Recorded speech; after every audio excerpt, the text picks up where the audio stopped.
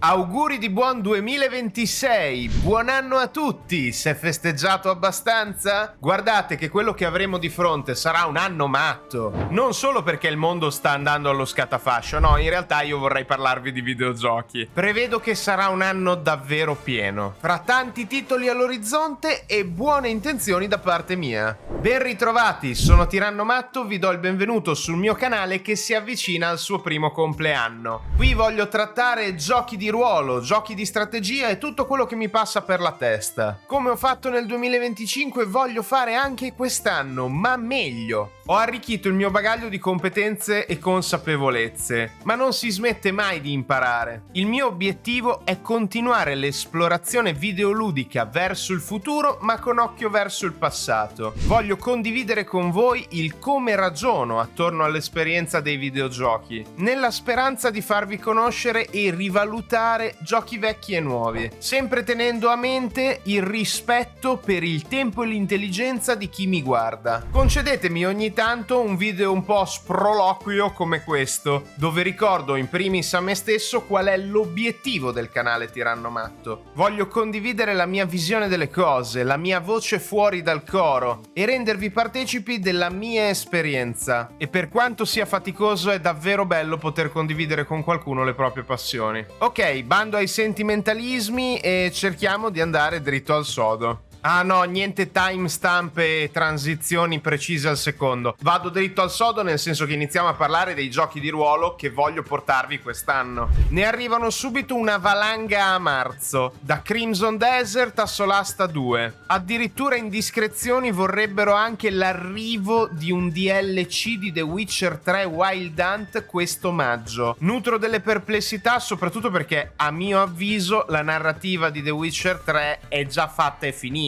Non c'è un vero bisogno per un ponte narrativo verso il capitolo 4 con Cyrilla protagonista. Però magari sono troppo purista perché tengo veramente tanto a questo videogioco e non vedo l'ora che arrivi The Witcher 4 l'anno prossimo però. E da giugno, da alcuni ex dipendenti della CD Projekt Red, arriverà Blood of the Dawn Walker, RPG veramente intrigante sui vampiri. E questi sono solo quelli già annunciati. Sono tanti, E io vorrei tornare indietro anche su altri giochi di ruolo che ho giocato allo sfinimento, sì, ma che mi piacerebbe rigiocare assieme a voi. Sul come aleggia ancora un mistero in realtà. Anche perché ho notato che non vanno moltissimo le serie ad episodi, quindi io le eviterei di mio. Soprattutto quando si parla di giochi di ruolo, che appunto sono personali e magari molti di voi non si vogliono nemmeno spoilerare, o che potrebbero rimanere noiosi in un contesto di live streaming perché c'è veramente tanto da leggere, ed in questo come anche su altri aspetti effettivamente io sono molto matto. Posso andare in zoom super velocissimo oppure perdermi nei dettagli. In più, tanti di questi videogiochi non sono completamente tradotti in italiano, il che richiede magari un impegno superiore da parte mia e da parte vostra durante il contenuto stesso. A tal proposito voglio sottolineare che non abbandonerò mai le battaglie giuste come quelle della localizzazione. Fanno parte della mia identità soprattutto come persona, non solo come creator, quindi arrendetevi al fatto che continuerò a rompere i maroni alla direzione.